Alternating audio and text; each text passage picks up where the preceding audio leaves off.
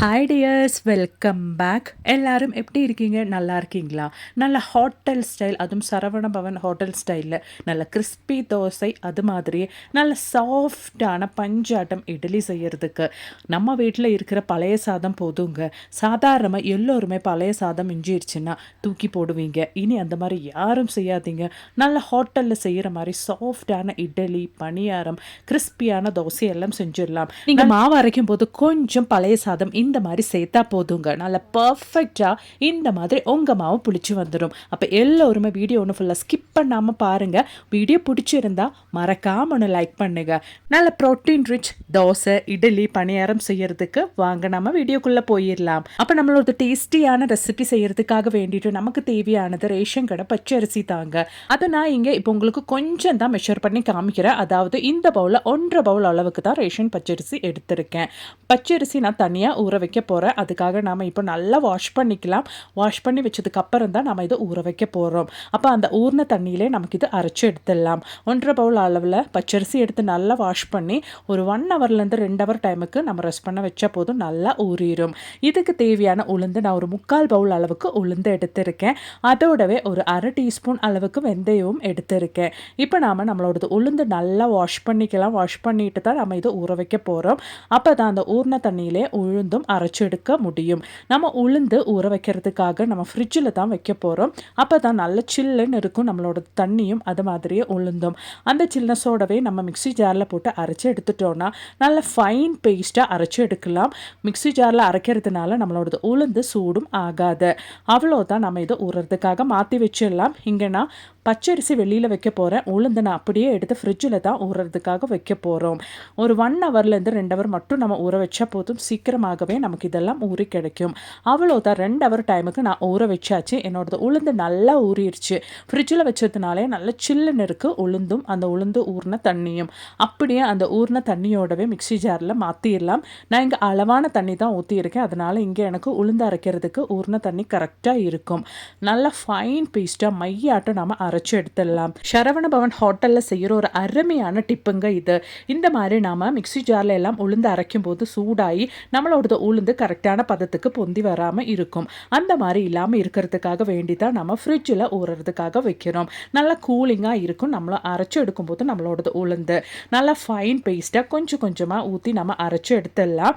நல்லா ஃபைனாக மையாட்டமே அரைச்சி எடுத்துடணும். அப்போ தான் நம்மளோட ரெசிபி கரெக்டாக இருக்கும். பாருங்கள், இந்த மாதிரி மையாட்டம் நீங்கள் அரைச்சி எடுத்துக்கோங்க. இப்போ நம்ம அரைச்சி எடுத்த உளுந்து ஒரு பாத்திரத்துக்கு நாம் ட்ரான்ஸ்ஃபர் பண்ணிடலாம். நீங்கள் எந்த பாத்திரத்தில் மாவு புளிக்கிறதுக்காக வைக்க போகிறீங்களோ அந்த பாத்திரத்தில் நீங்கள் உளுந்து ஊற்றிக்கோங்க. அப்போ தான் அது புளிச்சு வரும்போது கரெக்டாக இருக்கும் உங்களுக்கு. இப்போ நம்ம அரைக்க போகிறது நம்ம ஊற வச்ச பச்சரிசி தான். அதை உளுந்து அரைச்சி அந்த மிக்ஸி ஜாரில் நம்ம அரைச்சி எடுத்துடலாம். இப்போ நமக்கு தேவையானது சாப்பாடு தாங்க. ரேஷன் அரிசி சாப்பாடு தான் நான் இங்கே சேர்க்க போகிறேன். ஒரு 3/4 பவுல் அளவுக்கு.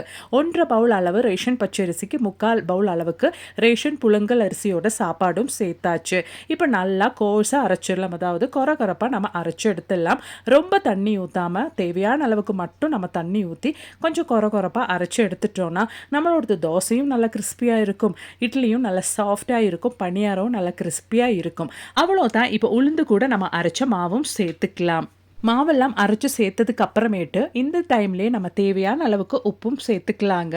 வேணும்னா 1/2 உப்பு மட்டும் சேர்த்துக்கலாம். இப்போ கை நல்லா வாஷ் பண்ணிவிட்டு கையாலே மாவு நல்லா மிக்ஸ் பண்ணிக்கோங்க. அதாவது உளுந்தும் நம்ம அரைச்சி அந்த ஒரு பச்சரிசியோட பேட்டரும் சேர்த்து நல்லா மிக்ஸ் பண்ணிக்கோங்க. எவ்வளோ கரெக்டாக உங்களுக்கு நல்லா இந்த மாதிரி பீட் பண்ணி கொடுக்க முடியுமோ அவ்வளோ கரெக்டாக பீட் பண்ணிக்கோங்க. மாவு நல்லா கரெக்டாக பதஞ்சு வரும் உங்களோடது மாவு. அதுக்காக வேண்டிதான் நம்ம கையால் மாவு இந்த மாதிரி குழச்சி ரெடி பண்ணுறதுனால கையில் இருக்கிற குட் பாக்டீரியாஸ் நம்மளோடது மாவு கரெக்டான பதத்துக்கு புளிச்சு வர்றதுக்கும் நம்ம தோசை, இட்லி, பணியாரெல்லாம் நல்லா டேஸ்ட்டாக வர்றதுக்கும் ஹெல்ப் பண்ணும். அதுக்காக வேண்டிட்டு நம்ம பழைய மாவெல்லாம் ஊற்றணுன்ட்டு அவசியமே கிடையாது. அவ்வளோதான். கையால் நல்லா மிக்ஸ் பண்ணியாச்சு. நான் இங்கே நைட்டு தாங்க என்னோடது மாவு ரெடி பண்ணிட்டு இருக்கிறேன். ஓவர் நைட்டு தான் நான் ரெஸ்ட் பண்ணுறதுக்காக வைக்க போகிறேன். இப்போ நம்ம மாவு அரைச்ச பாத்திரம் நல்லா க்ளோஸ் பண்ணியாச்சு. குக்கருக்குள்ளே தான் நான் அந்த பாத்திரத்தை இறக்கி வைக்க போகிறேன்.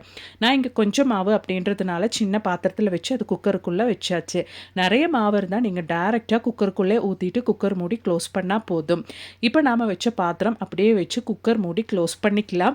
அந்த விசில் அப்படியே இருக்கட்டும். அப்போ தான் நம்மளோடது மாவு நல்லா கரெக்டாக பொந்தி வரும். அதுக்காக வேண்டிதான் மினிமம் ஒரு 8 ஹவராவது நம்ம மாவு நம்ம வச்சிடணுங்க.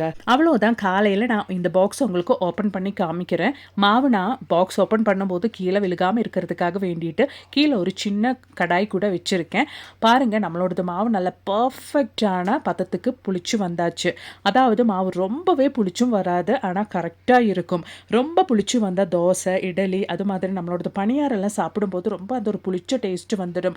அந்த மாதிரி இல்லாமல் கரெக்டான பதத்துக்கு உங்களுக்கு லைவாகவே பார்க்கலாங்க. இந்த மாதிரி கரெக்டான பதத்துக்கு ஹோட்டல்லலாம் நம்ம செய்கிற அந்த மாவு மாதிரியே நம்ம கடையிலேருந்தெல்லாம் சம்டைம்ஸ் மாவு வாங்கும்போது கரெக்டாக இருக்கும். அது பார்க்கும்போது அவ்வளோ ஆசையாக இருக்கும். அந்த அளவுக்கு நமக்கு நம்ம வீட்டிலையே செஞ்சு எடுத்துடலாங்க. கடையிலேருந்து இந்த மாதிரி மாவெல்லாம் வாங்கிட்டோம்னா அதில் என்ன சேர்க்குறோம் தெரியாமல் நம்ம சாப்பிட்டு வயிறுக்கு அவ்வளோ கெடுதலுங்க. வாரத்தில் 2 டைம் இந்த மாதிரி நம்ம மாவை அரைச்சி ஃப்ரிட்ஜில் ஸ்டோர் பண்ணிட்டாலே போதுங்க. நம்ம குழந்தைங்களுக்கு நல்ல ரிச் ப்ரோட்டீன் அடங்கிய ஹெல்த்தியான ரெசிபி நம்ம காலையிலையும் அது மாதிரி டின்னருக்கெல்லாம் செஞ்சு கொடுத்துடலாம். இப்போ நான் உங்களுக்கு முதல்ல இட்லி தாங்க ஊற்றி காமிக்கிறேன். நான் அதுக்காக வேண்டிட்டு மாவு இட்லி தட்டில் ஊற்றிட்டு நல்லா ஸ்டீம் பண்ணிவிட்டு உங்களுக்கு காமிக்கிறேன். நல்லா சாஃப்டான இட்லி அவ்வளோ டேஸ்ட்டாக இருக்குங்க. இந்த இட்லி சாப்பிட்றதுக்கு நல்லா பர்ஃபெக்டாகவே நம்மளோட இட்லி வெந்து வந்துடும். பாருங்கள், நம்மளோட இட்லி நல்லா வெந்து வந்தாச்சு. இந்த இட்லி பார்த்தாலே உங்களுக்கு தெரியும் நல்லா சாஃப்டாக இருக்குது. இந்த மாதிரி நீங்கள் கரெக்டான கன்சிஸ்டன்சியில் அரிசி, உளுந்து எல்லாம் எடுத்தால் போதும். நம்ம எடுக்கிற உங்களுக்கு கொஞ்சம் நிறைய மாவு தேவைப்படுது அப்படின்னா அந்த இன்க்ரீடியன்ட்ஸ் எல்லாம் அதுக்கு தகுந்த மாதிரி நீங்கள் சேர்த்து அரைச்சா மட்டுமே போதுங்க. அவ்வளோ நல்ல டேஸ்ட்டாக உங்களுக்கும் வீட்டிலேயே இந்த மாதிரி மாவு ரெடி பண்ணிக்கலாம். அதுக்காக வேண்டிட்டு கடையில் இருந்து மாவு இந்த மாதிரி வாங்கணுன்ட்டு அவசியமே கிடையாதுங்க.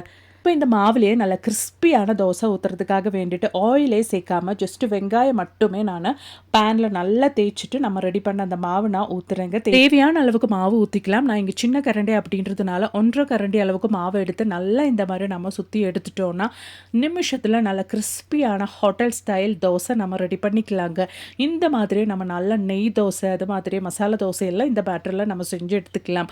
குழந்தைங்களுக்கும் டெய்லி நம்ம பிளெயின் தோசாவே கொடுக்காம நல்ல வெரைட்டியாக நம்ம வீட்டிலே இந்த மாதிரி செஞ்சு கொடுத்துட்டோன்னா அவங்களும் விரும்பி சாப்பிடுவாங்கங்க. கண்டிப்பாக ட்ரை பண்ணி பாருங்க. இப்போ நம்ம அரைச்ச மாவில் தோசை, இட்லி ஊற்றியாச்சு. இனி பணியாரம் ஊற்றிடலாங்க. 3 in 1 பேட்டர் தான் நம்ம இங்கே ரெடி பண்ணிட்டோம். ஒரு டைம் வாரத்தில் இந்த மாதிரி அரைச்சி வச்சா போதும். இல்லைன்னா வாரத்தில் 2 டைம் நம்ம இந்த மாதிரி அரைச்சி வச்சுட்டோன்னா டெய்லி தோசைன்னு கொடுக்கறதுக்கு குழந்தைங்களுக்கு இந்த மாதிரி வெரைட்டியாக தோசை, இட்லி, மசாலா தோசை, கீ தோசை இந்த மாதிரி பணியாரம் எல்லாம் நம்ம செஞ்சு கொடுத்துடலாங்க. நல்லா பர்ஃபெக்டாக 3 நமக்கு கிடைச்சிரும். கண்டிப்பாக ட்ரை பண்ணி பாருங்க. ஒரு கல்ல 3 மாங்காய் அப்படின்ற மாதிரி ஒரே பேட்டரில் நமக்கு 3 ரெசிபி அழகாக செஞ்சு எடுத்துடலாங்க. குழந்தைங்களுக்கு காலையில் ஒரே மாதிரி செஞ்சு கொடுக்காம இந்த மாதிரி நம்ம வீட்லேயே நல்ல ப்ரோட்டீன் ரிச் மாவு ரெடி பண்ணி வச்சுட்டோன்னா தேவைப்படும் போதெல்லாம் நம்ம குழந்தைங்களுக்கு பசியோடு இருக்கும்போது செஞ்சு கொடுக்கறதுக்கு அவ்வளோ ஈஸியாக இருக்கும். கண்டிப்பாக நீங்களும் வீட்டில் ட்ரை பண்ணி பாருங்கள் ஃப்ரெண்ட்ஸ். இனி மீதமான சாப்பாடு யாருமே தூக்கி போட மாட்டீங்க. நல்ல பர்ஃபெக்டான இட்லி, கிறிஸ்பியான தோசை, கிறிஸ்பியான பணியாரம் செய்யறதுக்கு நம்ம வீட்லேயே நல்ல பர்ஃபெக்டான மாவு நம்ம அரைச்சி எடுத்துடலாம். கண்டிப்பாக ட்ரை பண்ணி பாருங்கள் ஃப்ரெண்ட்ஸ். பிடிச்சிருந்தா மறக்காமல் ஒன்று லைக் பண்ணுங்கள். அது மட்டும் இல்லைங்க, நிறைய வீடியோஸை நான் என் சேனலில் ஆட் பண்ணியிருக்கேன். அது கூட கொஞ்சம் செக் பண்ணி பாருங்கள். தேங்க்ஸ் ஃபார் வாட்சிங்.